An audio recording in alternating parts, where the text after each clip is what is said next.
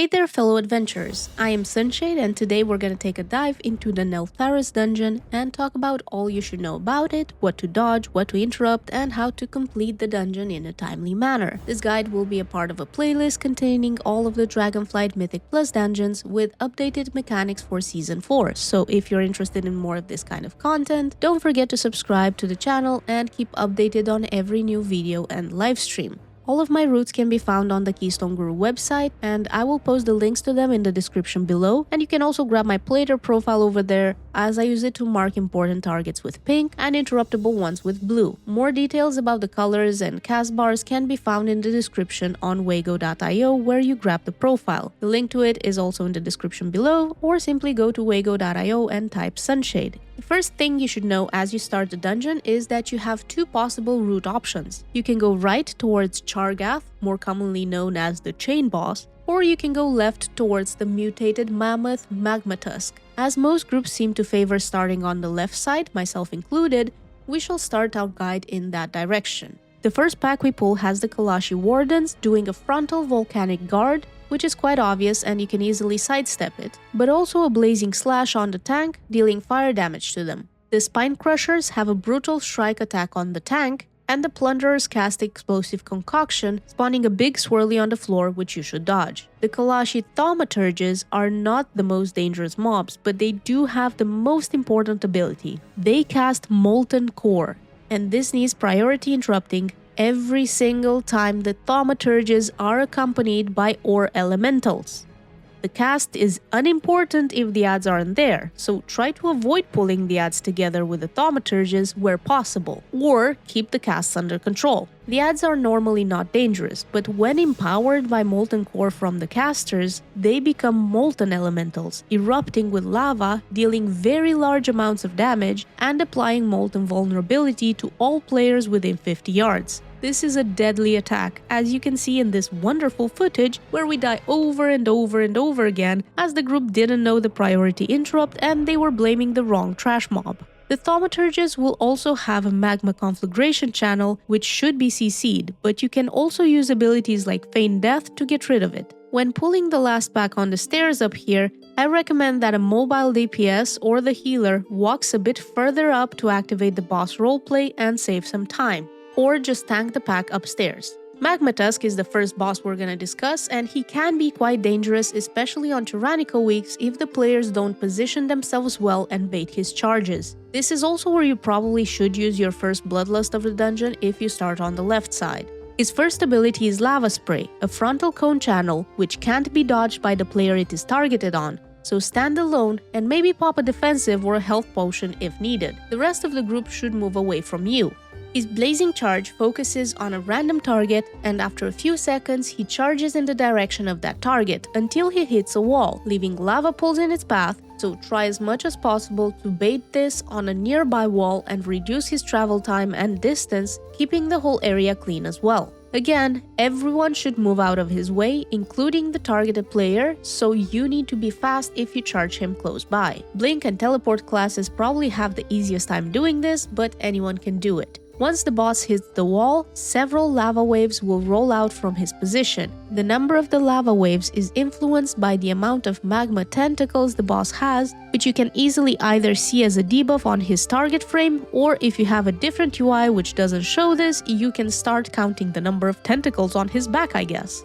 He starts off with 2 tentacles and gains 1 every time he reaches full energy and casts Volatile Mutation, growing thus a new tentacle, empowering the rest of his abilities, and most importantly, his Magma Eruption, an instant, group AoE pulsating damage, so the longer the fight goes on, the harder it is for healers to top people up. Make sure you make use of your defensive abilities to help out your healers where they start struggling, and healers, plan your healing cooldowns accordingly. His tentacles occasionally also spawn Magma Lob, a swirly on the floor which will end up becoming a lava pool as well. So dodge it before it lands, and tanks, please be very careful to never tank the boss in any of the pools on the floor, as he will deal a lot more damage when he is empowered by them.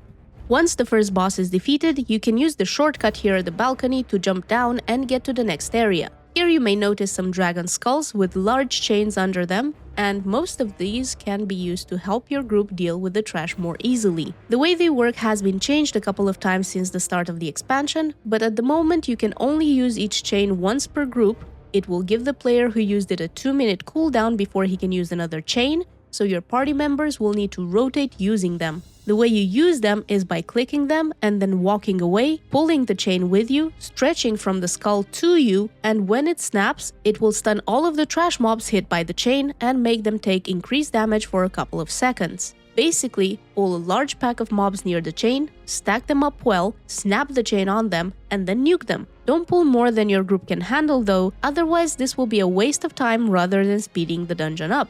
The chain effect will also work on the mini-boss in this area, Overseer Lehar. You can find the exact locations of the burning chains on the Keystone Guru website. Now let's see what the giants in this area do. We have the Kalashi Hunters and their tamed phoenixes, and you should focus on dodging the hunters' binding spears. They show as a little swirly on the floor, so sidestepping should be enough. If you or one of your party members fail at dodging this, however, the spear will pin the failing player down, and the rest of the party will need to DPS it down and free the trapped player if he or she survives it. The hunters also do a bold ambush, leaping on a player, dealing physical damage and leaving behind a bleed effect, so pop a defensive if you're low. The mini-boss, Overseer Lehan, has a couple of mechanics which are not too difficult to deal with. Imbued Magma will cast at the tank, leaving behind a dot that needs dispelling. Eruptive Crush, an uninterruptible cast that spawns a big, fiery swirly near the tank, splattering later into smaller swirlies, and all of this needs to be dodged. And his third ability, Burning Roar, will spawn a large AoE circle around him, which will deal damage and knock back players who are inside if this cast goes through, so prioritize interrupting this. The Kalashi trainees in this area have a frontal cone channel attack called Magma Fist. CC them out of casting it or dodge the frontal. Their 50% haste buff fired up can be soothed by enrage removing abilities. The Bone Tenders cast Bone Toss at random targets, dealing physical damage, but more importantly, they cast Mending Clay on other trash mobs, healing them for 10% of their maximum health every second for the next 10 seconds, basically getting them back up to full health in a few seconds if left uninterrupted. So it's pretty important to interrupt this spell, especially in high fortified keys. Chargath presents a decently easy fight when the players do the mechanics right. He casts Magma Wave, sending off a wave of lava towards the group, which everyone should dodge unless they like taking large amounts of damage. He also does a Dragon Strike attack, leaping on one of the party members, dealing damage to them and leaving behind a bleed effect, so pop a defensive if you need to, and healers keep an eye on the affected player. It's pretty much the same as the Bold Ambush ability from the Hunter's Trash, but way more painful. One of the most important abilities of the fight is the Grounding Spears cast. This will place spears on 3 party members, which will activate after a few seconds, created erupted ground under it, which deals damage, so don't stand in it. Upon chain activation, the players will also be pushed back for a moment, helping them get out of the erupted ground faster. Drop the chains at some distance from each other and walk away in order to make the chains longer, thus making the tank's job to kite the boss through them easier. The tank will need to kite the boss through these chains with care in order to stun him and make him take increased damage after hitting the 3rd chain, and interrupt his Fiery Focus ability, which focuses the tank and deals a lot of damage to them,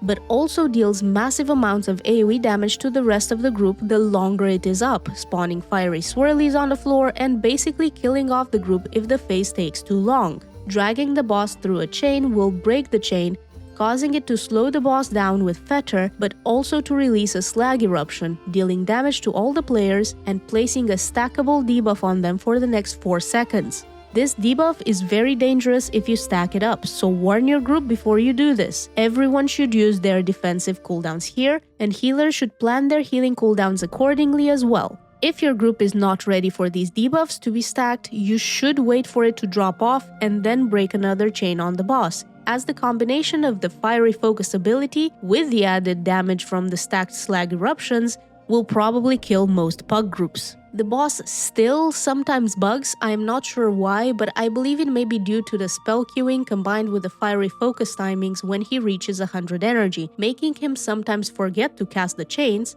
thus making it nearly impossible to heal through the Fiery Focus if the fight goes on too long after that point. Moving on towards the next boss, the Forgemaster, we encounter more trash to kill. pretty much more of the same mobs as before, and you can stack them up on this chain here and nuke them down.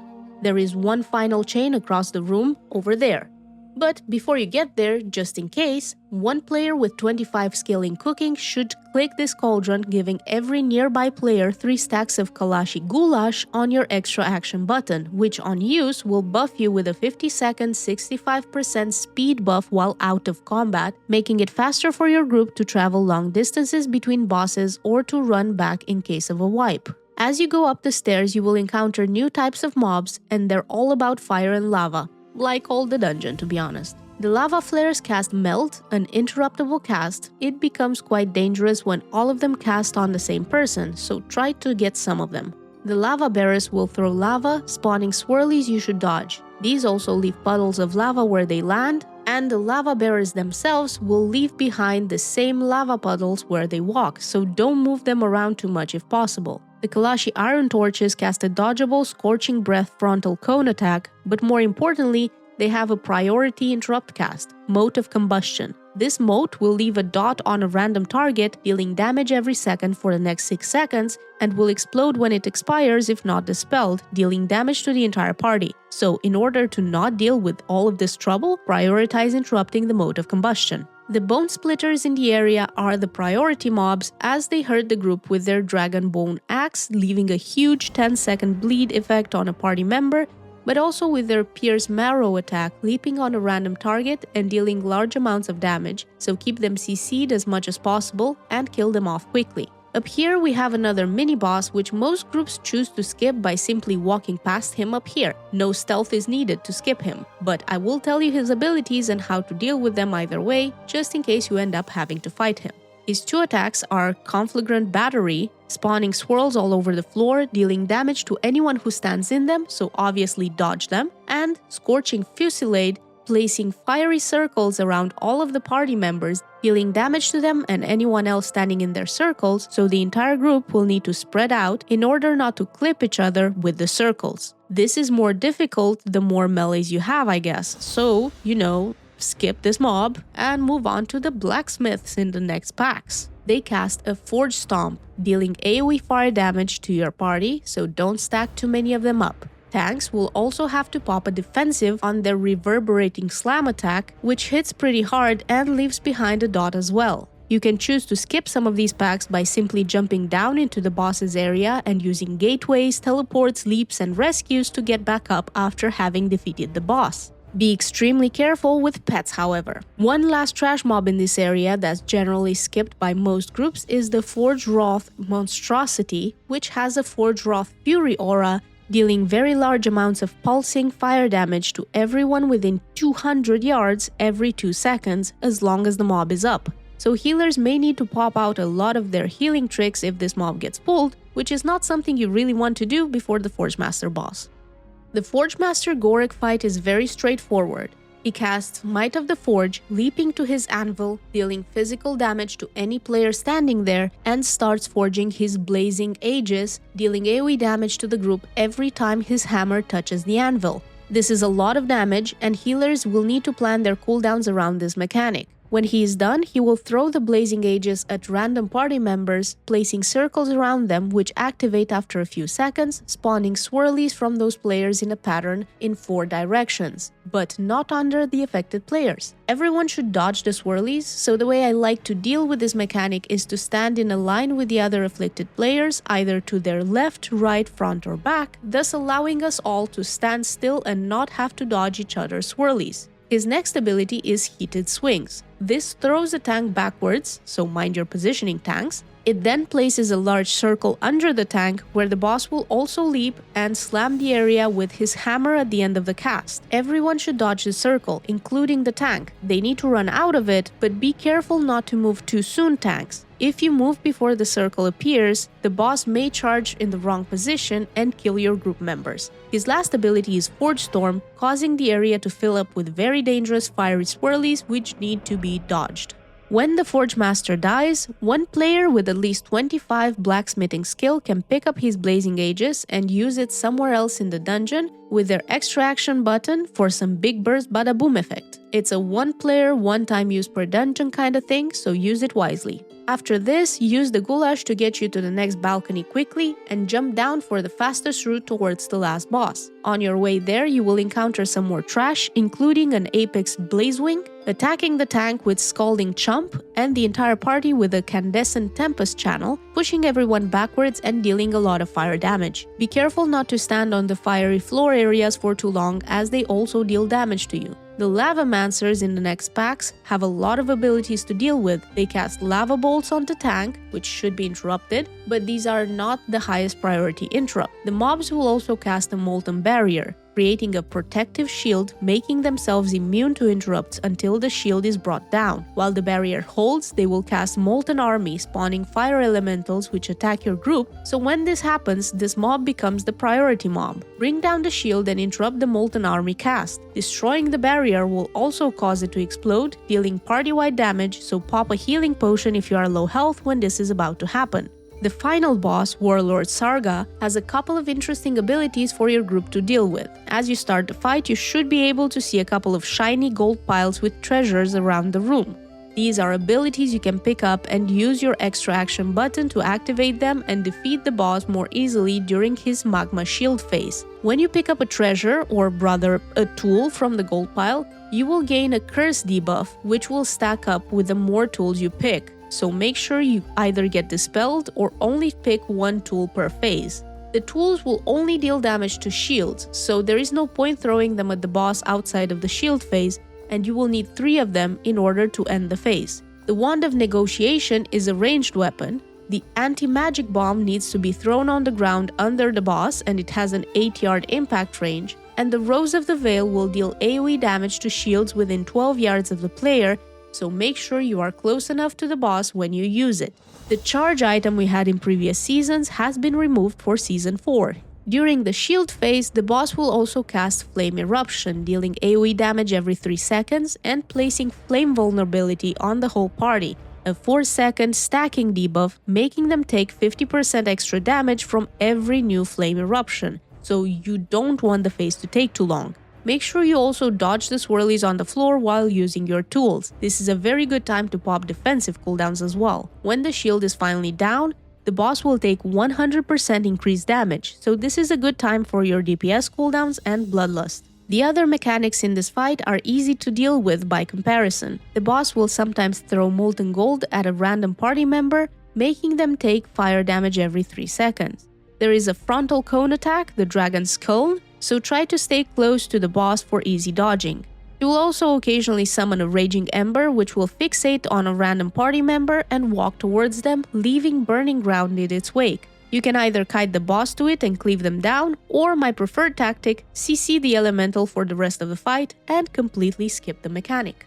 And that's our Neltharus dungeon guide. Stay tuned for more guides and other WoW content on this channel. Thank you for watching. I hope the guide has been helpful and answered a couple of questions for you. If you want to drop by when I live stream on YouTube or Twitch, the links are currently on screen. Come and say hello, and don't forget to subscribe to the channel for more content. See you in the next one. Bye!